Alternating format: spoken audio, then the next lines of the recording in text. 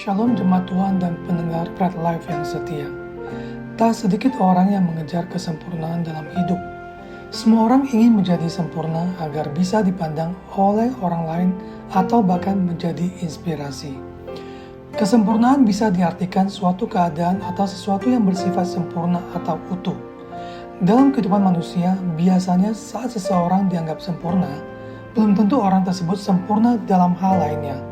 Setiap orang pastinya mempunyai kelebihan dan kekurangan masing-masing. Kelebihan kita bisa jadi merupakan kekurangan orang lain dan sebaliknya. Tetapi bukan berarti kita tidak boleh berusaha menjadi yang terbaik. Tuhan Yesus bahkan berkata dalam Matius 5 ayat 48, "Karena itu hendaklah kamu sempurna, sama seperti Bapakmu yang di surga adalah sempurna." Alkitab mencatat kesempurnaan ibadah orang Farisi dan ahli-ahli Taurat. Tetapi Alkitab juga berkata bahwa kesempurnaan orang percaya harus melebihi orang Farisi dan ahli-ahli Taurat. Suatu tantangan yang tidak mudah karena mereka sangat teliti dalam menghafalkan dan menjabarkan kitab suci. Perbedaan menuju kesempurnaan antara mereka dan kita adalah bahwa orang Farisi dan ahli-ahli Taurat hanya bisa mengajarkan tetapi tidak melakukannya. Kalaupun mereka melakukannya, itu dilakukan semata-mata untuk menuai pujian dari orang lain. Sedangkan kita orang percaya melakukan semua perintah Tuhan karena kita ingin belajar menuju kesempurnaan seperti yang ditetapkan dalam Matius 5 ayat 48, yaitu sempurna seperti Bapa yang di surga adalah sempurna. Kesempurnaan tanpa konsep yang benar akan menjadi sebuah kesalahan. Matius 5:48 menerangkan konsep yang benar tentang kesempurnaan. Yang pertama, kesempurnaan sejati bersumber dari sifat-sifat Allah. Bagi banyak orang, kesempurnaan identik dengan peraturan yang harus dipatuhi. Tuhan Yesus melangkah lebih jauh daripada sekedar perintah dan larangan.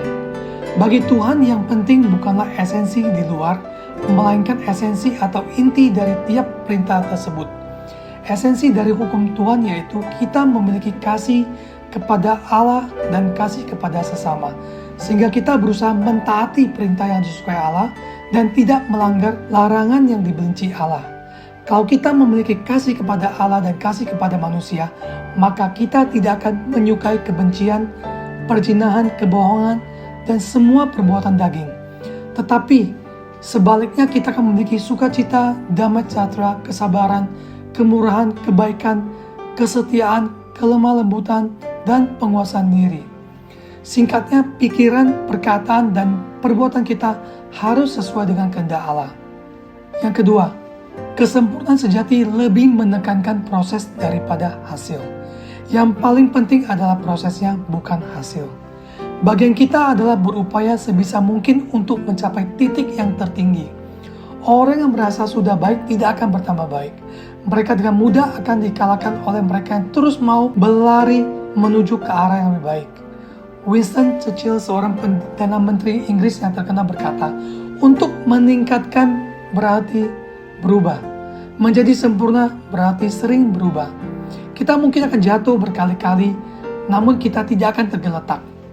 Orang benar akan selalu bangkit kembali.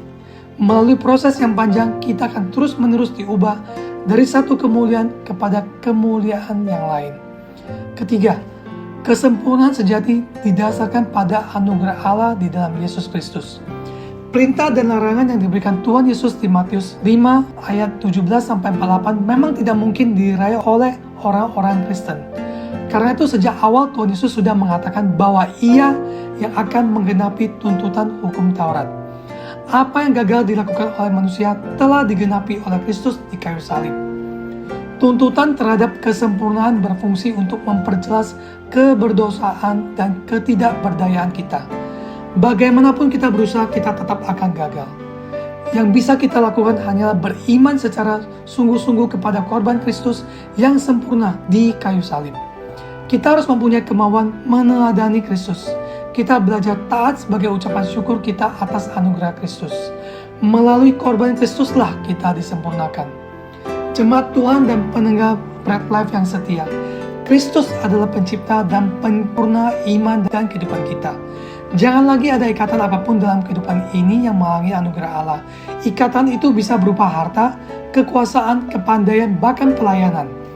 Yesus berkata dalam Matius 19 ayat 21, "Jika kamu ingin menjadi sempurna, pergilah, jual segala milikmu dan berikanlah itu kepada orang-orang miskin, maka engkau akan beroleh harta di surga.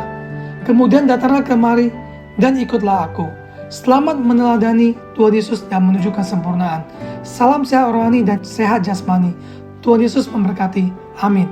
Merdeka!